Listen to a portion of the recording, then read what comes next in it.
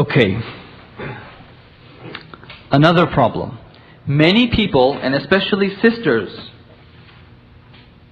they think that they are weak so that their husbands can do their rummy for them. You know, do my 7 for me. You can only ask someone to do your rummy for you if you are so weak that you cannot walk and you cannot even do your salat. Even the ulama mentioned that even if a person is on a wheelchair, that person has to do his or her rummy. And the way it will be done, that although the time at night is makruh, right, after maghrib, after sunset, until the next morning subah sadiq, the time is makruh. You should not prolong your rummy until then, you should do it before that. But if that's the case, then you will take that person at 2 in the morning to do their rummy, but they will do their own rummy. Now the order again. Write down the English word pass, P-A-S-S.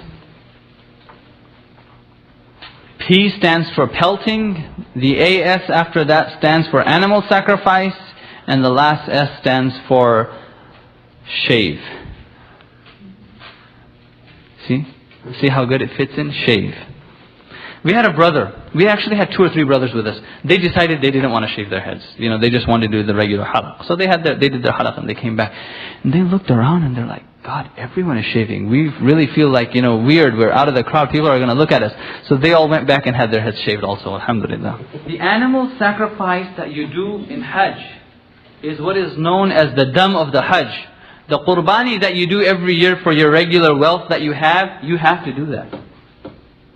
So for those people who are doing their qurbani every year and have enough wealth, Allah subhanahu wa ta'ala has given them enough wealth that they have to do a qurbani every year at Eid al-Adha. They not only have to do their qurbani whether it's in Mecca where they are, or whether it's in America, or whether it's back home, wherever it may be, in addition to the dam that they're already going to be doing at the time of Hajj. So your qurbani, you're not, just because you're doing a sacrifice of an animal when you are in the haram, when you are in Mina, is not accounted as your qurbani. You have to do a separate qurbani also. So please keep that in mind. So make arrangements before you leave that your qurbani is done for you, if qurbani is wajib upon you. Now you have certain things left. You have to pelt the 3 shaitan again on the 11th. You have to pelt the 3 shaitan again on the 12th. In addition to that, you still have to do the Tawaaf al-Ziyarah. Right? This is a fard of the Hajj. Now, in the morning you went and pelted the shaitan. Then you got your animal sacrifice done. Then you had your head shaved. You were tired. So a lot of people don't do their Tawaaf al-Ziyarah on the 10th of Dhul Hijjah. They wait until the next day or the last day to do it. Although it is mustahab to do it, it is best to do it on the 10th of Dhul Hijjah. And the haram is, when I say packed, I mean it's packed, because everyone is only doing their Tawaaf al-Ziyarah. So this is where it helps. If you've already done your sa'i in the beginning, you don't have to do your sa'i over, you only do your tawaf. Do you remember? I mentioned on the 7th of Dhul Hijjah, you can do your sa'i. But remember, you cannot just walk to Safa and do your sa'i. To do a sa'i, you have to do your tawaf. So you will make the 7 circus, you will do the tawaf, then you will do the sa'i. You're done with that, then you go for Hajj. So at the end of the Hajj, on the 10th of Dhul Hijjah, or the 11th, or the 12th, when you do your Tawaaf al-Ziyarah, you only make the 7 circus of the tawaf and you don't do your sa'i. But if you haven't done your sa'i, then you will make your 7 circus and you will do your sa'i. And it's a challenge, really. You can become very tired because you're already tired. And now the greatest challenge, going back to Mina and finding your tent. Right? It's actually fun. You get lost. Sometimes you get, I don't know, I've heard a lot of stories about people getting lost. 1 hour, 2 hours, some people. I know, alhamdulillah, some people actually know how to work out the map really well. Okay, now this tawaf that you're doing can be done until the Maghrib of the 12th of Dhul Hijjah. So you have all of the 10th, all of the 11th, and almost all of the 12th until the evening. But if you do it after the 12th, you still have to do it.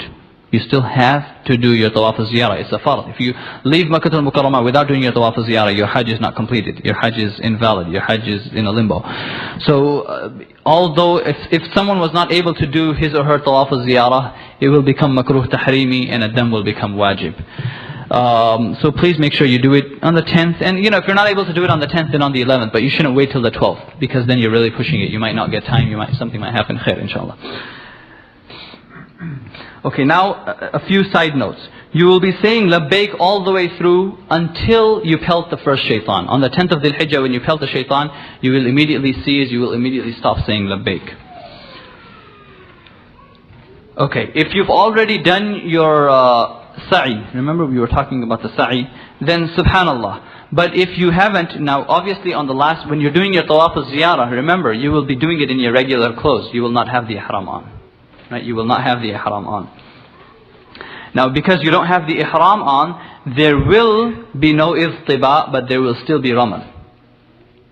Your right shoulder will not remain exposed because you're wearing regular clothes, but you will still be doing ramal, walking like a warrior, in the first 3 circuits. So please keep that in mind. To stay the night in Mina is masnoon, it is sunnah. So don't go to your hotels to spend the night on those nights of Mina, or don't go to your apartments in Aziziyah. Aziziyah is, right next to Mina, between Makkah and Mina. So some people want to end up going to their apartments in Aziziyah to spend the nights. Please make sure you don't do that. It is the sunnah of the Prophet ﷺ to spend the nights in Mina. Now, Tawaaf al-Ziyarah, the Tawaaf that we did at the end, is not in the order. So if one wishes that after he or she does the pelting on the first day, they want to do their Tawaaf al-Ziyarah, and then later on they want to do their animal sacrifice, and then the shaving of the head, is totally allowed. So Tawaaf al-Ziyarah is not part of that tartib, is not part of that order. Okay, now you're pelting on the 11th and 12th of Dhul Hijjah. The time begins after Zawal. The time begins after Zawal. So on the 11th of Dhul Hijjah, you cannot go there at 10 in the morning or 8 in the morning because it's nice and cool and do your pelting of the shaitan. You have to wait till Zawal. You have to wait till the time of Dhuhr. Once it's Zawal, only then the time of the pelting begins. And it is mustahab, it is like to do your pelting until Salatul Maghrib. And then from Maghrib until the Subh Sadiq, until the time of Fajr the next morning, although it is still permissible, but it is makruh. Right? And then again, that is the time when if you have someone really weak with you in a wheelchair, you would take them at that time and they would do their pelting then. So you pelt the small shaitan first 7 times, the second one, and then the third one. 7, 7, 7, 21. 21. And then obviously you will be pelting 21 on the 11th of Dhul Hijjah, 21 on the 12th of Dhul Hijjah, that's 42, and 7 on the first day, which is 49. So please make sure you at least pick up about 70 to 75 pebbles when you're in Muzdalifah. You don't want to run short. You don't want to pick them up from somewhere else. Now, for every shaitan, after which you will pebble another one, you should make dua. For every shaitan, after you will pebble another one, you will make dua. In other words, on the first day, on the 10th of Dhul Hijjah, you're only throwing your pebbles at one shaitan, you're not going to another shaitan after that, which means you don't make dua.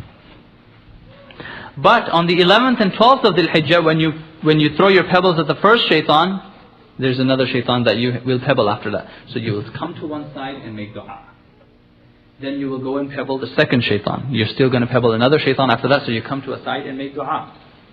And then you go to the third one, and obviously there's no shaitan that you're going to pebble after that, so you don't make dua after the last shaitan. Now the preferable method of doing it is, you should go in groups, at least 4 or 5 people. It makes it a little easier. And then go do your pebbles, and after each shaitan, come and meet in one corner. The reason you should go in groups is because if you get lost on your way back, you have more than one brain trying to figure out how to get back. Sometimes that's good, sometimes it's not. But, at least you don't feel lonely, you don't feel lost, you have someone to talk to, you have some company. So what you should do is you should go there, move to a side, go to pelt the shaitan, come back, meet again, make sure everyone is back, then go to the second one, come back, then go to the third one, meet again, and then go after that. There's enough space on the side so you can actually go on the left side, so you can actually meet. Oh yeah, by the way, when you're pelting the shaitan or you're in a crowd and your slippers kind of come out, don't bother looking for those slippers, because as soon as you go down, you're down. There's no coming out. It can be very difficult. So please make sure.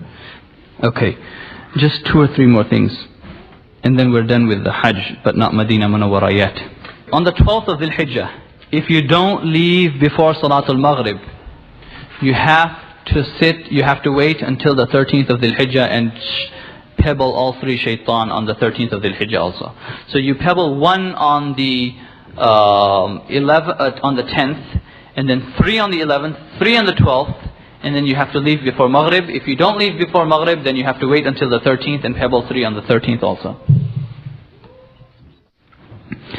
Okay, here's the second problem. The one was leaving Muzdalifah at night, right? We should leave after Fajr. The second problem, some, not many, but some tour operators want you to do your Rami on the last day, which is the 12th of Dhul Hijjah, after Salatul Fajr. And then they want you to get on their bus and go to Makkah as soon as possible because you have to catch a flight that night or the next day. The time doesn't begin. It's as easy as that. You can't do it. If you do it, it's incorrect. So yeah, if you're there on the last day, just be calm. If your tour operator is going to take you in the evening sometime, don't go at the time of Zawal. Regardless, on any day, don't go at Zawal time. Wait a little bit, 3, 4 o'clock, and then go and pelt the shaitan. It's a little easier. Okay, now what you have to do is, when you're leaving Makkah al-Mukarramah, you've done your Tawaaf al-Ziyarah, you've done the Rami. Hajj is basically over now.